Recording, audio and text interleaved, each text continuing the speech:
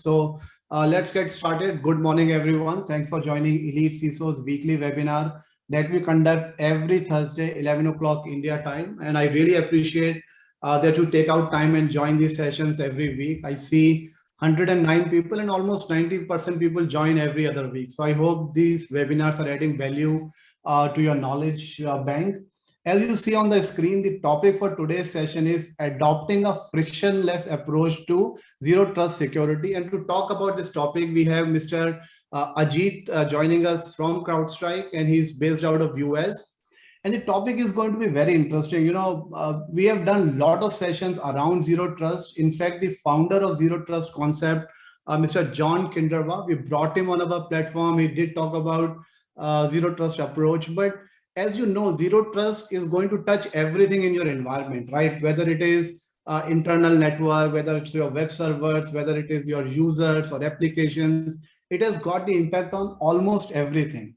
Now the deployment could be pretty complex. So that's what the pre-session meeting that we were having with CrowdStrike and Ajit, we were discussing, and we were kind of talking how we can make it easy for CIOs and CISOs to deploy zero trust in their environment. So that's why this word frictionless, how you can deploy zero trust quickly in your environment. That's what Ajit is going to talk about today. So on the agenda side, if you look on the screen, we are going to have a quick welcome and a quiz that we typically do to start our webinar. So that's what we are going to get into just after the quick intro. And then next 30 to 40 minutes. So Ajit wanted to keep the session short instead of, you know, bombarding with the slides. He's more interested in you guys asking questions. So during the session, you can ask questions, and we have Mr. Naren from CrowdStrike who will be looking at the Q&A tab, and he will keep on answering the questions over there. So during the session, if you have any question, you can go ahead and put it in the Q&A tab, and Naren will answer that. And then at the end, we will have live Q&A. So you can raise your hand, and then Naren, we will unmute you, and then Naren and Ajit both will answer your questions at the end. So that's how the flow is going to look like. After Q&A, I will share the secret to download your participation certificate, and then we will have our Wheel of Fortune. And this time giveaway is Apple AirPods. So first 100 people who registered for this session, they are part of this raffle, and then we will do the raffle at the end, and we'll pick one lucky winner. And then we will also open the registration for next week, because as I said, every week as well as weekend, we are doing these sessions because the coronavirus cases are kind of increasing again globally. Israel is in lockdown. So we want people to have some reason to stay indoors over a weekend as well. So we have started with our weekend sessions too. So that's what the registrations will be open, and session is going to be recorded, and we will put it on our YouTube channel as well as on website. Now that's the typical intro. If you have been attending our session, do you know what is going to come next? Can you put it on the chat? What is going to come next after this slide? Not quiz, not stand and attend. Yes, I see somebody saying stand. Great. So the next thing we are going to do is stand and attend challenge. This is something we throw in every session that we do, right? Why? Because 𝗏𝐴𝐡𝐢𝐜𝐶 has got a very active fitness community.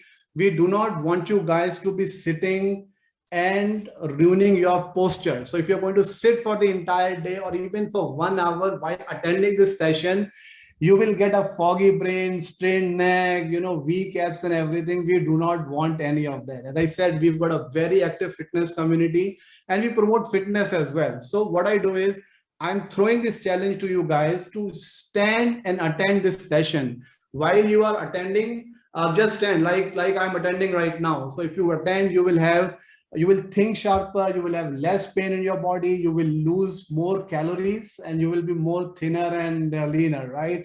And this challenge is not just for participants, it is for the panelists as well. So I'm not sure how panelists are set up in terms of their presentation and the laptop and all, but yeah, this challenge is for everyone. Now, if you accept this challenge, go to the chat window and say, yes, I love the energy of chat blinking and a lot of people accepting that. So really appreciate you guys accepting it. I see a lot of people are accepting this challenge. Wow, wonderful. That's great. That's great. Okay, guys, now because you are standing, you are thinking sharp, this is the time to get into the quiz. So As you know, quiz is going to be pretty quick. We do 2-question quiz and the winner is going to get Amazon voucher of 1000 rupees. Okay, guys, it is fastest finger first. So if you know the answer, you have to type it quickly and send it to everyone, not just panelists. We look at the chat that came to everyone, and then we pick the first person who shared the answer. Okay, guys, ready? The answers this time, or the question this time, are true and false. So either it is true or it is false, because the questions are going to be around zero trust, and it's a very vast concept, and I want to avoid any kind of conflict that this is not the right answer, this is not the right answer. So only true and false. Okay, guys, here goes the first question. So zero trust deployment eliminates the need of authentication. You don't need authentication once you implemented zero trust. So I see chat is going crazy. A lot of people are answering that. So kudos, great on that. So the answer is false, right? So you have to have authentication. You cannot eliminate zero trust. You cannot eliminate authentication if you deploy zero trust. It is the integral part of any zero trust deployment. Okay, guys? If you do not agree with me, go and read the NIST framework white paper on zero trust. Okay, the latest one. Here comes the second question. And the second question is, in zero trust deployment, internal network is considered as secure. Is it true or false? So you have done the zero trust deployment, and it is considered that, okay, only external network is not trusted. Internal is always trusted. Is it true or false? So I see a lot of people answering. The correct answer is false. No, even the internal network is not trusted. That's what the zero trust approach is all about. I will go through the chat and we will find the person who answered quickly, or the first answer. That's what the quiz was about. With this, let me transfer it over to Mr. Ajit for the session. Over to you, Chief. Thank you, Vikas. Can you allow me to share? There we go. Thanks, Vikas. Thanks for that very energetic introduction to the session. Hello, everyone, and good morning. My name is 𝗭𝗲𝗿𝐀 𝐙𝐻. I'm the Vice President of Identity Protection and Zero Trust at CrowdStrike. With me is Naren, who's going to answer questions on the chat, and we'll both take any questions at the end. So I came to CrowdStrike, a little bit of a background about me. I came to CrowdStrike through the acquisition of a company called Preempt Security, where I was the founder, one of the two founders, and also the CEO. And the thing that we learned there, this when we started the company in 2014, was identity was going to become a big part of the security fabric. If you all recall, many years ago, we looked at identity as an access management function, an IT function, but more and more, it's become a big part of the security fabric of an enterprise, which is why, as you start to think about zero trust, a big part, and you saw the questions, the quiz questions, they were very much tied towards identity and authentication. But that's not all of it. And what I wanted to show today is how to think about it, why we want to do it, and how we want to do zero trust in a manner that works for you in your organization without breaking your budget, but giving you the biggest bang for the buck very quickly. And so what I'm going to do is talk about what zero trust should really, how you should think about zero trust, why we do it, and then about how we can go down this path of zero trust on a maturity journey that gives us the benefits right up front and over time. And then I'm going to tie that back to 3 security incidents. They're actually quite different, but they have very common elements. One is around ransomware. One is around state-sponsored espionage. The third is supply chain, which is the Sunburst SolarWinds attack. And finally, because I'm part of CrowdStrike, I am going to show you how that kind of an architecture can help you as you start to consider what zero trust should look like for you in your organization. So again, the idea here is to help you understand the framework, because zero trust is not a technology. Zero trust is not a set of tools. Zero trust is a framework. And everybody looks at the framework differently. In fact, every vendor you talk to will give you a different perspective on how you should do zero trust, and we're no different. What I'm going to try and do here is to give you an ability to get that value up front with a lot of the tools that you already own. And so you should be looking at, how do I get more value from the things I have, and what else do I need to add so I can get there very quickly. And you're going to be doing zero trust for many years, especially if you decide that you want to do it. But why would you do it? Right? The answer is very simple.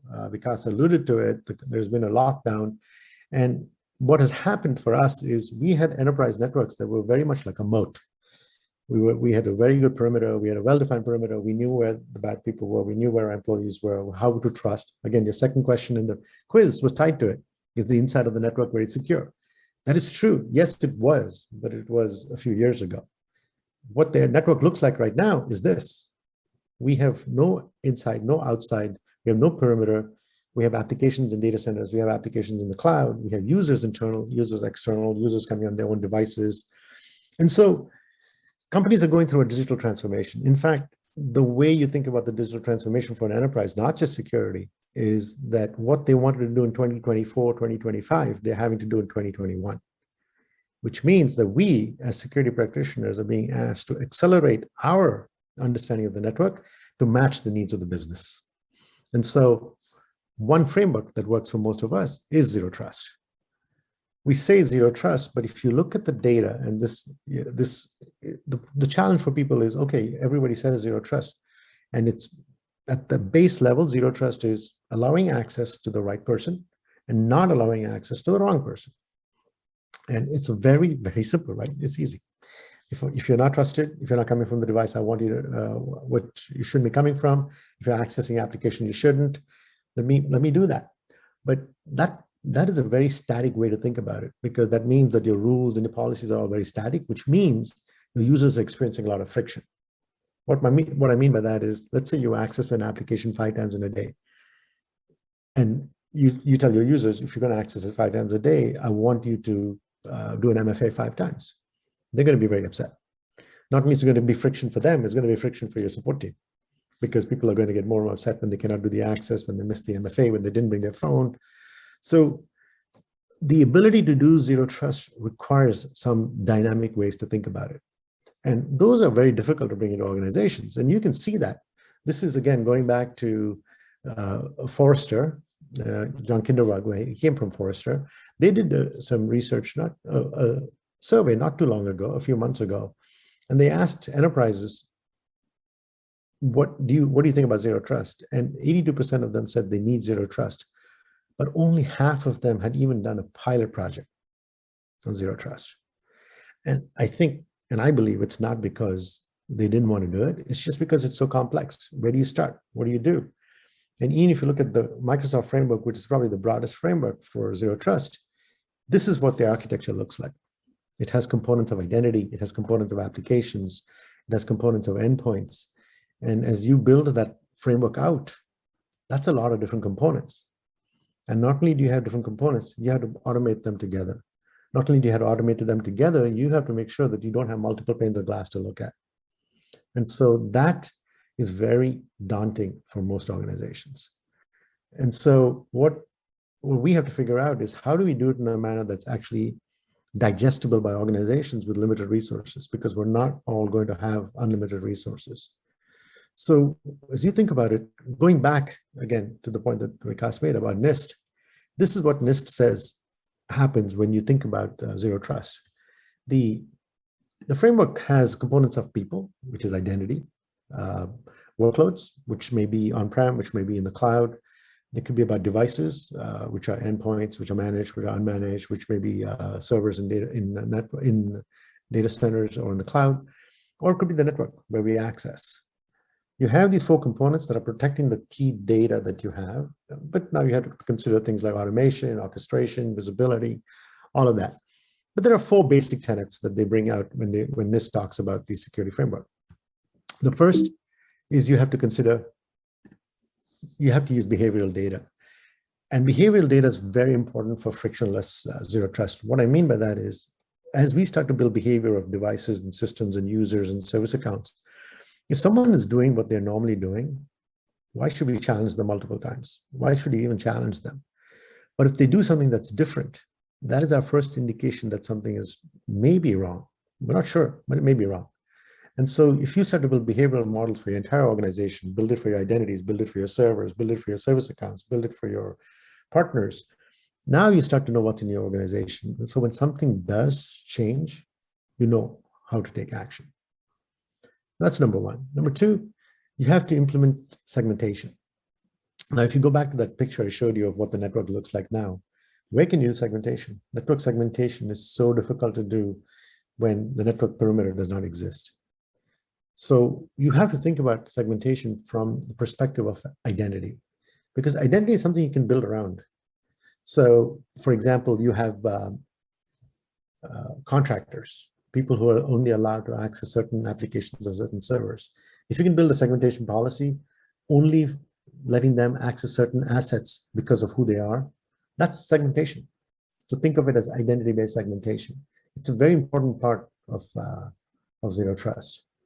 The third is to bring contextual data, because now to know that something is wrong, you need to understand the data. Is it critical data? Is it something you really care about? You need to understand the devices, the networks. Are they coming from a spammy IP? Are they coming from multiple locations in different countries at the same time? You have to build the analytics and the automation around it. So you need contextual data, not just the identity, but the contextual data. And finally, you need to continuously verify resource access. What I mean by that is, and this happens all the time, let's say a user is working from home and they go to a website and they download some malware. Then they connect into the network, and this we've seen this with customers. The user connects into the network through the VPN, does an MFA, and goes internally and accesses some applications because that's part of their job. At the same time, the malware that was downloaded wakes up and leverages the authentication that the user has already done and tries to laterally move to another server inside that enterprise network. So you cannot say that just because we verified your access in the morning, the fact that you're doing something unusual, we'll let you do it. You have to continuously verify that resource access. You have to continuously build policies or automatically respond to those changes in behavior to verify if it's suspicious or if it's malicious. Because 9 times out of 10, things will be suspicious but not malicious.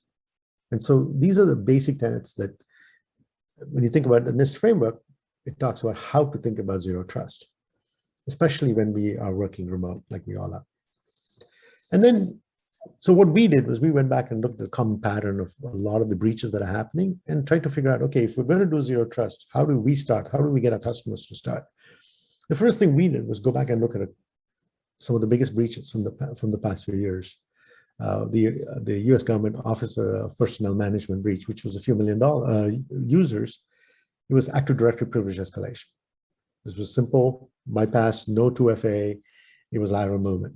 Not Petya, lateral movement. And they use Mimikatz, which is a tool that has both good users and legitimate users, but also has malicious users. So how do you identify that? Is someone allowed to use Mimikatz? Are they not allowed to use Mimikatz? Xenotime is another. Marriott breach is another. If you look at it, supply chain attacks, ransomware attacks, remote desktop. In fact, there's great research around what happened just in India enterprises from February 2020 to this year. The number of our remote desktop type brute force attacks on enterprise networks has more than, I think, close to tripled to a few million per month, which is completely off the scale that you would think about. And this is not all the different kinds of attacks. This is purely just remote desktop attacks. And so what hackers are understanding is I need to get to identity. And if I get to identity, then I can do so much damage. Because if we execute, if the attacker gets into your network and tries to execute a process, you might be able to catch that. But if I can act like a legitimate user, I can hide. And so the component of zero trust, as you start to think about it, yeah, it is endpoint. Yes, it is identities. Yes, it is workloads and cloud, and regardless of where the workload is, or network. Identity is where people are starting. Identity is where you can stop breaches, because 4 to 5 breaches have something to do with credential compromise. And so if you want to do that, what does that mean for you? What does that journey look like? And this is really the key part is, okay, we say it's identity. How do we do that? So what I would recommend as you think about adoption of zero trust, think of it as 3 distinct phases. The first is visualize. The second is mitigate, and I'll explain what those mean. And the third is optimize. Now, as you think about this journey, the first thing you need to know is, what do you have? If you don't know what you have in your network, if you don't know what your attack surface looks like, if you don't know where your critical assets are, then it doesn't matter how good you are at building zero trust policies, you will have weaknesses that you're not aware of. So our recommendation to you first is just figure out where everything is, where your endpoints are, which ones are managed, which identities do you have? Do you have accounts that have weak passwords? Do you have accounts that haven't been activated in over 90 days? Do you have accounts with privileges that they shouldn't have privileges, service accounts that are dormant? Just get as much of information as you can. And once you have that information, you can start to reduce your attack surface. If there's nothing else you do, reduce your attack surface. And that will first what it'll do as you start to get the visibility into your assets, both on-prem and in the cloud, is you will figure out dormant assets, allocated privileges, access that shouldn't have been granted. All the things that can trip you up will be reduced if you get a better sense for what's on your network. Once you do that, the second thing you want to do is to respond to threats, active threats. And so what those could be things like lateral movement, privilege escalation, golden ticket attacks, Kerber roasting, DC sync, all the things that you have seen, or a golden SAML attack like happened in SolarWinds. All of those things you need to do. But to do those well, you have to incorporate behavioral analytics. You have to incorporate identity segmentation. So if you go back to those principles I talk about, they all start to show up. You have to understand the context. So you bring in threat intel. You get data from your SIM as you require. The more contextual information you have that's relevant, you can get data overload. So don't do too much of it. Just focus on access and identities and devices. You can start to get a better sense for your threats. And once you understand the threats and you understand, what systems do we have on the network, you can start to do what is the third phase, which is the optimization. And this is really where zero trust really becomes zero trust, because one of the first things you do with zero trust is conditional access. So what you would do is, for example, you know the identity, who you are, what's the user, service account, is it a privileged user, is it an executive, behavior, what are they doing, what's normal for them, what's normal for the organization, risk, are they accessing a sensitive application, is the user coming from a managed device. If you have identity, behavior, and risk on one side, and you have a set of responses on the other, so the set of responses is not just allow or deny, that's the two extremes. You could have multi-factor authentication, re-authenticate, SMS, text, reset password. You have a whole set of responses, but you tie them together with a policy engine. So you have identity, behavior, risk on one side, you have a policy, you have responses on the other, and you have a policy engine in between. So you can do things like, if a service account does an interactive login, which is a change in behavior for a service account, you may allow it, you may deny it, or you may have someone else authorize it. If a privileged user comes from an endpoint that's not a managed endpoint, you may not want to allow it, or at least make sure that someone else can say, yes, this is okay to do. Contractors, you only force them to go to certain applications. So tying identity, behavior, risk with a set of responses, which are not always allowed or denied, those should be the extremes, especially deny, with a policy engine will allow you to decide how you want to challenge users and how often you want to challenge users. Because conditional access implies that we trust what we verify. And what that also does is reduces the friction, not just for you as a security organization, but also for your users. Because the only time you will challenge them is if they do something that's different. You can still build policies that are deterministic, because you can say if anybody's accessing this application that we have on in our data center that does not have a step-up authentication, authentication built in, if the user is going to authenticate to that application and the authentication request goes to Active Directory domain controller, we want to force an MFA because this is a sensitive application and it's a legacy app. So you need those kinds of abilities to build in the step up and the controls on applications that you don't want to touch. And so you can start to do those things, but to do that, you have to first understand what you have and get the visibility, get the control on active real-time threats and respond to them in real time. And then finally, you start to do what we are more proactive, an optimization of the network, an optimization of based on behavior, identity, risk, devices, systems. I hope that's making sense. Because once you do that, then you can address so many use cases. The reason why you're doing zero trust is to do two things. One, reduce the risk. And second is not to increase your costs.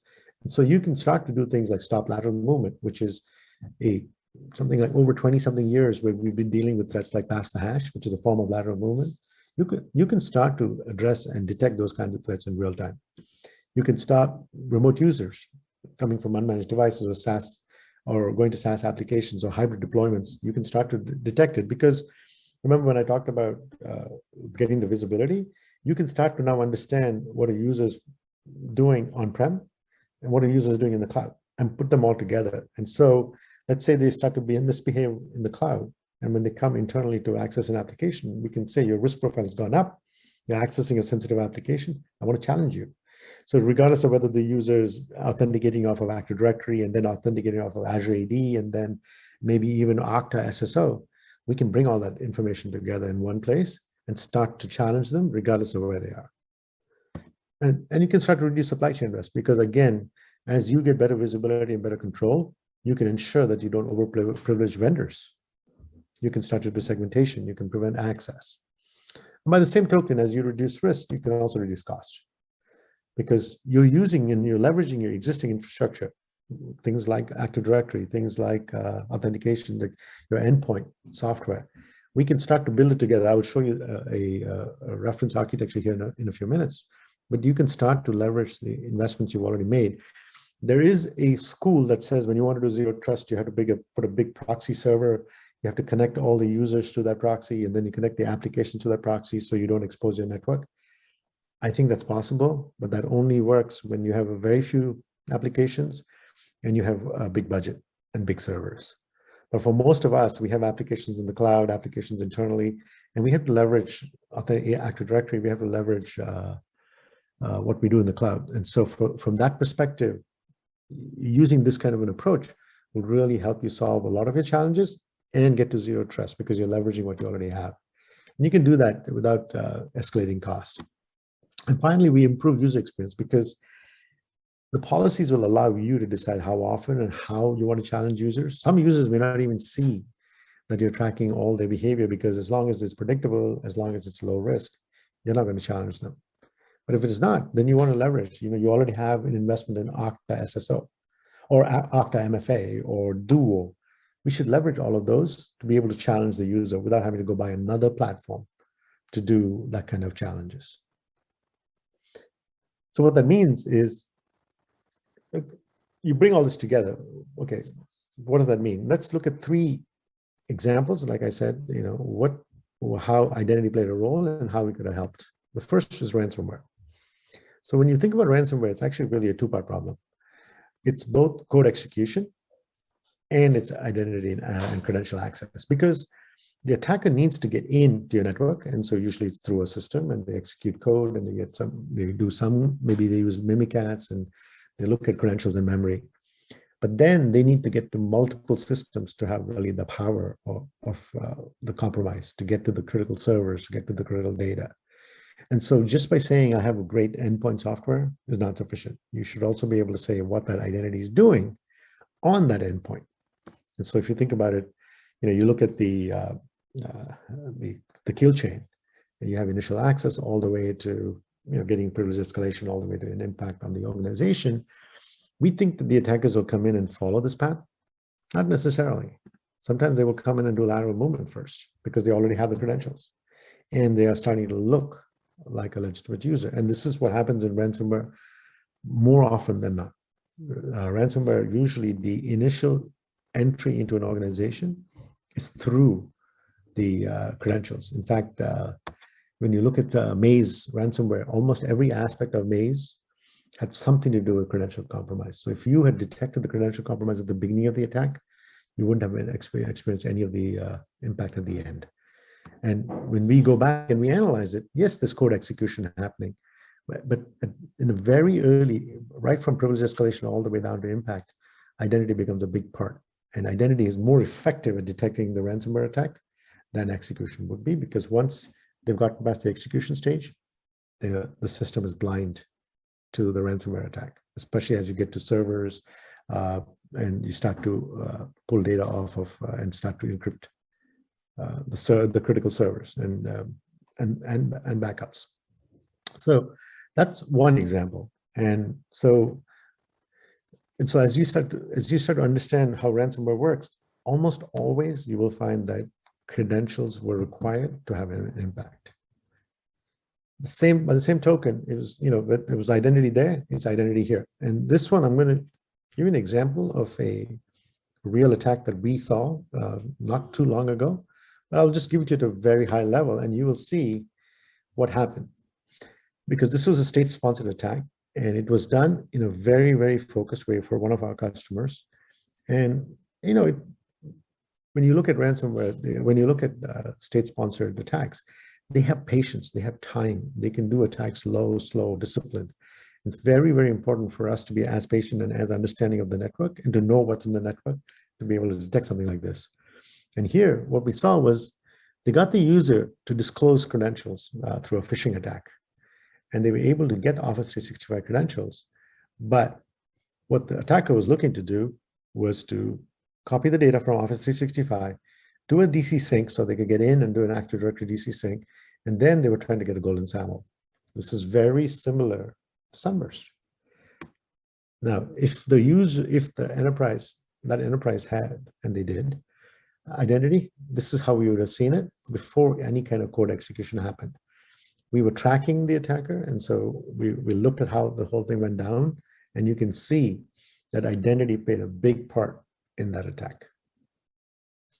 So state-sponsored attacks have both, they need both code execution and identity access to have maximum impact. And this is really what Zero Trust talks about. You need to have an understanding of the identity, you need to have an understanding of the endpoint. And if you had both, you would have detected this a lot sooner and a lot more completely than if you only had code execution detection on the endpoint. Because code execution, in many attackers, they don't have to do it. They can just get the credentials and then they can go pretty far before any kind of code execution. So let me make sure I'm not going to run out of time. I'll give you a very quick last one on Sunburst, which was what happened with SolarWinds. It's a very classic supply chain attack. You update your server, the Orion software. The attackers now have, the malware wakes up. It connects from the supply chain server. It moves, they get an account with privileges. They laterally move to the ADFS server. They generate the golden SAML, go back to the supply chain server, connect back to the command and control. And now, even without any kind of authentication or MFA, they can connect to the IDP, in this case, it was Azure AD, without coming back into the network. Now, for the attacker to have done this, if we could have detected lateral movement, that would have been one place before they generated the golden SAML to detect this attack. Or when they went and from the command and control server tried to log into the IDP, if we could have known that this is a new IP address for this account, we could have prevented it over there. And this is really how it is detected in many customers. And we did it for our customers 3 different ways. One, abnormal server access. This account should not have access to the server because we knew and we had mapped the behavior. Second, it was a service account. It shouldn't do interactive login. It should be a programmatic, predictable login. The third, it was a pass the hash. There were 3 different ways to detect it. And in all 3 cases, if you had a simple rule that says, if you do something unusual like that, we want to force an MFA for that account, you would have prevented this attack from taking place. Now let's assume you didn't have that on-prem. Then you would detect it in the cloud because first, the account would be logging in internally as part of its normal routine. And second, it would be logging in from a remote location. That's impossible travel. You can't be in 2 places at the same time. And you'd also say it's a geolocation anomaly. Now, in the case of Sunburst, they were very careful because usually they ensured that the IP address was local to the enterprise that was compromised. So it made it harder, but it was not impossible. So you can see it was more, if you had better control of your identities, better control of where users were going, you would have been able to get the value of the Zero Trust that you were trying to implement and detect these kinds of threats. So if you look at all of this, how does CrowdStrike help? And some of you are familiar with CrowdStrike, some of you are not. Let me tell you a little bit about CrowdStrike. We We started out in endpoint security, and we're well known for EDR and EPP and different modules. But that's only one dimension. And over time, CrowdStrike has added threat intelligence. We added the second dimension of cloud security. And with the acquisition of Preempt, identity has become a third dimension to the CrowdStrike set of products. But the key to CrowdStrike is it's one lightweight agent that sits on the systems, which allows us to generate a threat graph that has the data that's integrated from endpoint, from the cloud, and from the identities. Now, this is a very linear graph, and so what does that mean for zero trust? A lot. What you can do now is you can say, going back to the user and accessing data, if you go with the Microsoft method, you still have all of that to deal with. You don't want to deal with that. What we recommend is you start to look at it as a CrowdStrike security cloud. It brings together the threat graph, the risk engine, and the policy engine in one place in the cloud. So if a user tries to access the data, access an application in the public cloud or the private cloud, we have a knowledge of the endpoint, the identity, and the workload. And because we have that information, we can decide if you challenge and you don't pass the challenge, we'll block it. If you pass, we'll allow you to access it. Now, in the beginning, I mentioned that zero trust is a framework. There are things we don't do. And the way the architecture has been done, we can extend it to provide contextual information to our partners. So for example, we can provide the endpoint risk score or the identity risk score to Zscaler or to Okta, so they can start to do their own analysis of the user and decide on network level whether to allow the user to go to access a CASB. We have CASB partners. So the risk score is shared not just for us to do the things we need to do with our policy engine, but we can also share it with the partners that we have, where they can take the risk score of the endpoint or the risk score of the user and use that in their policy engine. Not only that, we bring in data from Azure AD, from Active Directory, from the SSO, and we start to build that information into our risk engine so we can get a better contextual information about the user. So think about this as a way for you to do more with what you already have, but then also to leverage the different tools that you've already deployed so you can get more value out of it. And that's really what makes this a very powerful approach. We bring in information from different sources. We do conditional access for you on-prem. We can do conditional access through our partners in the cloud, some of which we can do ourselves with federated access. But then we also share information to our partners. We also bring in and build API integrations with players. So we can support a dozen MFA providers. So it's very likely that the MFA that you're using, we can use and leverage for additional use cases, like applications on-prem that don't support step-up. We can do that. We can bring in information. We can leverage things like ping, ADFS, ping federated if you use ping, or if you're using Okta. We bring in that data and we start to get that one unified view of your users and your assets, so we can take actions regardless of whether it's happening on-prem or it's happening in the cloud. So that's a big part of what the zero trust is. And really, as you think about zero trust, I would only want to leave you with one thing, which is, as you start to build this, think about the user more than anything else, because the lesser you can challenge them, the more likely they are to adopt it. And the lesser you can challenge them is when you have more contextual information, so you can be confident that when you do challenge them, there's a good reason to challenge them.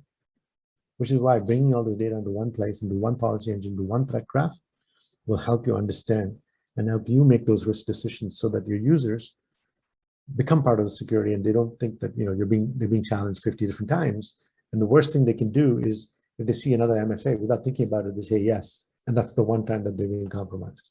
So you really want to make sure that the times they're challenged, they know there's a good reason for being challenged. That gives you a sense. I think I've made it on time. CrowdStrike is a company that you probably already know. We have a pretty large imprint. We have over 12,000 customers now. We process over 5 trillion events per week on our cloud, which gives us contextual information that allows us to make better policy decisions.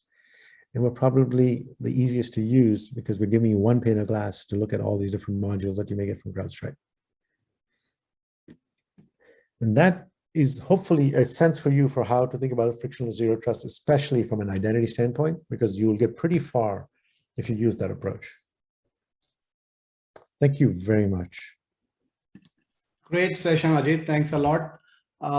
Let's get into Q&A. I think we have got good 20 minutes for question answers. So guys, go ahead, raise your hand, and then we will unmute you. And yeah, that's pretty frictionless, Dhaval, as you are putting on the chat. I'm going to unmute Mr. George and Mr. Vikas. Go ahead and ask your question. Thanks, Vikas, for giving this opportunity. Ajit, I wanted to know a little more about, when you talk about the journey, to the zero trust as such, what all layers basically do you consider? And, what would be kind of, the starting or the beginning layer? And then what would be, while you kind of, move up to the ladder and, where you kind of conclude that, I mean, obviously you can start preparing, multiple systems as such, to be zero trust ready for future. So I think if you could, maybe throw a little bit light over there. I'll give you the simplest and the most boring, probably the most important is Active Directory. Right. We've spent 20 years, right, using Active Directory, and we built legacies of bad habits. People have done things. We have no visibility. People have GPOs. They don't know exactly why privileges are there. They have exposed passwords. They have users that have not logged in 10 years. And I cannot tell you how many times we've gone to customers and they will tell us, oh yeah, we have good control on our privileged users. And we only have 25 privileged users. We're about 1,500 users in the company. And then we go in and we deploy our sensors, and within an hour or so, we realize that they've misconfigured their print controllers group, and suddenly 95% of all their users are privileged. Or you do simple things like you haven't configured your AD account that's that allows you to sync between on-prem and the cloud and Azure AD. Simple things, you haven't done it, and now suddenly every one of your support group users who have some privileges can reset the password of any domain admin. So these kinds of simple things, if you want to start with zero trust, I would recommend you start first by looking at your Active Directory, because it not only is helping you understand what's going on in your network, it's also connected to all your legacy applications where step-up authentication is very hard to implement. And so if you can do step-up authentication, and I'll explain how you can do that. Let's say the user is trying to access an application that does not have step-up. When the authentication request goes to the domain controller, you can hold the authentication request and you can say, okay, this looks like it's a new use for this user, and the policy says, I need to force an MFA. You can tell Okta, push a MFA to this user. And on your endpoint, you'll have a pop-up that says, go to your phone. And once you verify, then the credentials will go to the domain controller, you get verified, now you have access to that application. You've done three things. You maintain security, you allow them to do their job, and you don't have an IT person or a SOC person responding to a threat that's maybe suspicious but not malicious. And these are the kinds of things. So when people ask me what's the first thing I can do, I say, get control on Active Directory. Absolutely, that's helpful. Great, thanks. Next in the queue is Mr. Vikas Gaur. Mr. Vikas, please go ahead, unmute yourself and ask the question. Vikas, it was me, Vikas Gaur only. Yeah. Yeah, Vikas Gaur. Yeah. I think it's, I think you also mentioned about George. So the question that was asked, it was asked by Vikas Gaur. Okay. So who is going now? George? Yeah. Cool. In fact, I think most of my questions quite answered in the question that was raised by Vikas. But I have another question, another comment, if I may say, is that we know that it should be a minimal hassles to end user, right? And that's the kind of a success for any zero trust implementation. But when we see today's implementations, you'll find that there could be multiple MFA requests going to the user in a day, right? Whether it's single sign-on or applications. So do you have any advice in how do we go about when we are implementing it? Is it something that we don't trust anybody and then push kind of things to the user, then refine it over a period of time? See, that's a really good question. I can tell you that based on everything I've seen, and there's no perfect data here, the more you challenge a user, the less they will care about security. So the one way to think about it, right? People say it's not MFA, it's not multi-factor authentication, it's multiple fatigue authentication. And that is very important to remember. So the way you can try and reduce that is by building the behavioral model, meaning when you first deploy a solution like this, you just will let it run for a few weeks and you start to build a profile of your users. And you can say, this user goes to these applications, comes from these endpoints, and usually works during these times. So you can start to build a model for every user and every service account. So just imagine, service accounts are just as important because that's the first thing attackers want to get to. Once you build that model, then you start to say, okay, my policies are going to be behavior-based or deterministic. I have this one application, it's always going to be deterministic. If you go to it, I will challenge you. But for most of the other things, you make it more behavior-based. And so then the users don't get challenged unless it changes. The advantage of that approach is this. Let's say you build the model, and now this user is using the application, and they work in this company for many years. Their projects will keep changing. If the projects change, then they access new applications. When they access those new applications, we will challenge them and say, well, this is new for you, and maybe force an MFA. And in a week, we might do it 3 times because they went to that application. But then we can say now that this is a behavior that's normal for this user because they've been accessing this 3 times in the last week. And so then the next time they go there, we probably won't challenge them. The good news there is, one, we now know that they are who they say they are, and we are allowing them to access this application. But by the same token, if they don't go to other applications that they went to in the past, we will take them out of their baseline. And when you take them out of their baseline, even if their account gets compromised, the attacker cannot go to those applications because it will force an MFA. So that attack surface you're keeping quite controlled because you're always updating the behavior of the user. And as it changes, you challenge them, but over time you say, okay, this is normal for you, I'm not going to challenge you again. But you can build that balance between friction and security. Does that answer your question? Right, thanks. Great. Miniji, you are next. Please unmute yourself. Yeah. Thank you, Ajit, for that insightful session. It really demystified the practical aspects of Zero Trust. So my question is a little more about the productivity. So as we implement Zero Trust, we make our applications, legacy systems more ironclad. So there is always this, myth or fact, which is what I want your views. Do we take out the productivity, or is there generally an impact on the productivity and performance as we build in more layers, more controls? And, of course, all of us are advocates of Zero Trust. We would always say no, but does it really happen? What is your view on that? I don't think the impact is significant if you build in behavior. And that's why NIST keeps saying build in behavior. If you make everything deterministic, meaning every time you go to those legacy applications you talked about, that every time you go to the legacy application, I am going to challenge you, that impacts productivity.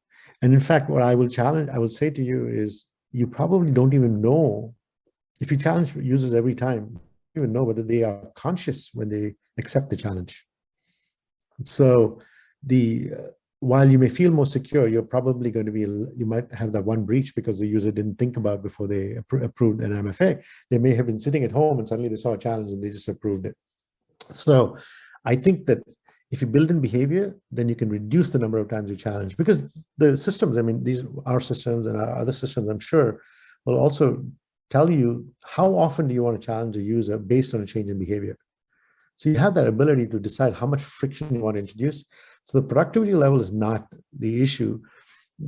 Generally what in any security product, the bigger challenge is a change in user experience is sometimes unsettling for your users. And that you have to worry about. So what we do and what we recommend to our users is, our enterprise that deploy our technology is, when you do it, you can even pick the populations that you want to start with.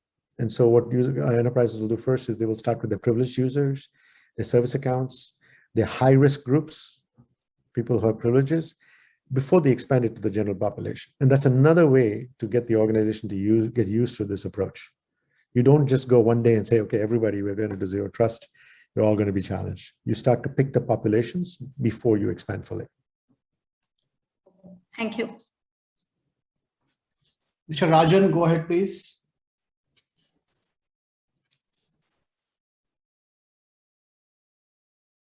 Mr. Rajan Deng, please unmute yourself and ask your question. Yeah, hi Ajit. Thank you for this session. It's been really helpful. And most of the questions you have answered in terms of adaptive authentication, challenges, and dormancy control, what you explained it to me. The one part you've been focusing on the internal users. For a bank, the zero trust is also very important from the customer customer perspective. How your organization can help us putting a zero trust at the end customer facing part also, the CIM part also. Yeah, so it's a good point. I should have mentioned this in the beginning. We focus a lot on the internal users because that's really where the zero trust focus has been for most enterprises. Though when you focus on the customer, on the endpoint, on the customer itself, the customer of the bank, the customer of the financial institution, typically that technology has been around for a few years. We've all had to challenge and do a SMS or some kind of second factor. If you came from a new laptop, if you came from a new device, I think that's somewhat relatively easier. And the reason why I say that is when we access a bank, we usually go to the same URL, or we come from a similar endpoint or application or a phone. So it's relatively easy. And so for the bank, they can usually say, this person's coming from a place that they haven't come from before, or this is a new IP for the user. The challenge when you are an employee is the number of systems you might access, the number of endpoints. You may have to go to a server, you go to a lab, you may work from a different location. It's a lot more complicated, which is why building the behavioral model is a bigger challenge. It's also the one where false positives can be an issue. So you're right, I didn't focus on it, but I think it's slightly easier only because the number of variables is smaller. The application that you can access, the URLs you can go to. But employees can do so many more things. Enterprises trust their employees. And so when you trust your employees, it's also something that attackers know. And they want to leverage that information to be able to compromise your business. So I'm not sure I completely answer your question, but I do think that the number of vectors that you have from a consumer side is lower. Also, the privileges that you get are lower. Correct. I'm completely in agreement with you in terms of the risk part of it and the way you explained from the employee and especially the privileged users. But over a period of time, especially in this last pandemic year, we are facing challenge from the customer side also, the compromises we are seeing on the customer devices also. Interesting. Yeah, because so many people are, the amount of malware and the kind of attacks that are coming, it's all automated. Just like we leverage AWS or a cloud for our services, attackers are leveraging it for their services because it's a big business. For them, it's a business. They don't really care who it is. They look at it as a business. And so they have access to those resources. And so I don't think it'll go down, right? They know just as well as we know that AWS is a great service. Pardon me if I ask an obvious question. You focus on identity, that's the key area for me. How this would be operating in a new world where we have IoTs, where we have distributed identities, where itself pinpointing identity will become a big challenge. Yeah, it's a good question. For now, what you will find is most of those identities that are on those IoT systems are considered to be service accounts. They like the service account. And so you have to start building predictability into those service accounts. And so first thing you do is making sure that they get the least privileges. One of the challenges with many service accounts is not the privileges, it's the passwords. So now you're starting to use certificates so you can get away from passwords because those passwords can easily be compromised. Usually those passwords are found in the have I been found database. So, and of course, we will tell you that if you see it, we'll be able to detect that. But when you go to IoT devices, more and more those accounts have to be given as little privileges and as tight. So for example, I would rather say that if an IoT device account is, a simple printer, it's the simplest IoT device is a printer. If a printer does something that is not normal, I will block it. There's nothing else I will do. I will block it and then we can go and investigate. And so that's really what a lot of organizations are going to do from a zero trust standpoint, because that's really where attackers are coming in. And so when we talk about visibility, one of the first things about visibility I would recommend is just look at all the things you learn about your service accounts. One of the things you will learn quite often is some human accounts have been put into scripts, and those suddenly now they're behaving like service accounts, and they've been behaving like that for years, and nobody's gone back to look at it. Those things cannot happen because those human accounts actually have a lot more privileges, and they're sitting on systems that can be compromised. So when you build that visibility and understand your attack surface, these are the kinds of things you need to remove first. So very, very interesting Q&A, but we are running out of time. So probably I think we can take last 2 quick questions and quick answers. Okay. So Mr. Satyendra, go ahead, unmute yourself and ask short question. Thanks, Vikas. Thank you for the opportunity. So my question was around the performance side. So basically nowadays in the situation of working from home, right, there are lots of tools and security controls basically which we implement to safeguard our employees' devices and as well as the office network also. So at some point of time, it actually degrades the performance of system as well as resources, right? Though we spend lakhs of investment for securing the system, right? But performance is our priority too, right? So any view on that with respect to it's a big problem. It's a very big problem. So one of the things that, if you noticed when I was doing the presentation, I said that CrowdStrike has a single agent for all the modules. It's a lightweight agent. And so we will, even when we deploy for the identity component, we actually don't deploy on the endpoint. We only deploy on the domain controllers, and we have API connections to other systems. And that's one of the reasons, because the more bloat you get from more agents, the slower the performance of the system. So one key thing about any CrowdStrike solution is there's only one agent to reduce that kind of performance degradation. So it's something that you will see, and many of our customers will deploy a CrowdStrike agent and remove 3 other agents. Yeah, because we install anti-malware solutions also. We install then VPN solutions also for connecting to the office network. Then we have another solution. Sorry, Satyendra, no follow-up question. Okay. I'm so sorry. Yeah. We'll follow up with you. Yeah. Thank you so much. Thank you so much, Ajit, for the answer. So Prateek ji, you are next. Ask quick question, quick answer, and then we will get to the closure. Please go ahead and ask your question. Yeah, thanks for giving me the opportunity. So the quick question is, like, when we decide to evaluate the application for a zero trust, what is the criteria and how do we say that we are near to or we have achieved that state? The simple answer is you'll never know that, but because it's a journey and things will change in your network. But what I would say to you is, as you start to get better understanding of different dimensions, identity first, endpoints, cloud workloads, then you will start to get a better sense for where you are. But it'll never be done, only because you're using an approach, not a destination. And so I would just think of it in those terms, rather than when did I get to my nirvana, right? Sure. Yeah. Great. Sounds good. So excellent session, Ajit. I really appreciate you sticking to 30 minutes and then getting to the value in doing a Q&A. A lot of concepts get clear. Great. So with that, guys, let's talk about the concluding remarks. So if you want participation certificate like this, what you can do is go to 𝐖𝐡𝐤𝐶ISO's website, which is www.𝐖𝐡𝐤𝐶ISOs.com. Go to the event section, click on upcoming events, and you will see that this current session is displayed out there. So click on CPE certificate. When you click on CPE certificate, you will come to a Google form like this.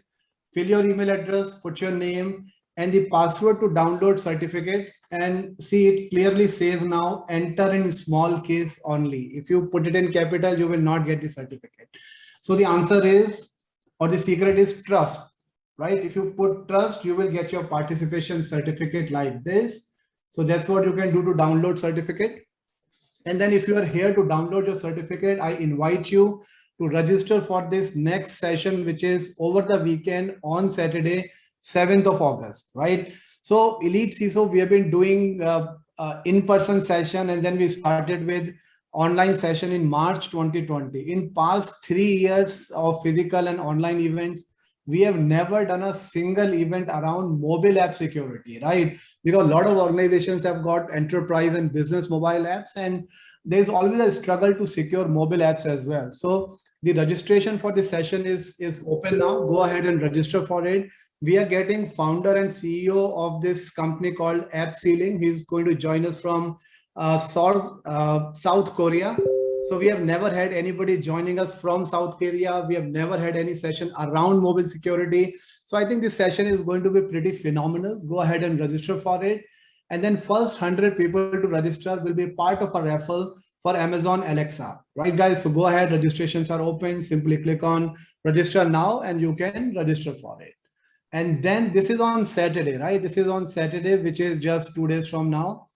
And our typical webinar that we do on Thursday, 11 o'clock. So next week, Thursday, 11 o'clock, we have a session with RSA NetWitness, and we will have Chong-Ming joining us again. I think we had a session a couple of weeks back with Chong-Ming around the SOC management. And this time we are going to talk about a day in the life at a SOC. So from security analyst to manager to CISO, what kind of challenges are there in managing a SOC and how a day looks like. So that's what this session is going to be about. Both pretty interesting sessions coming up.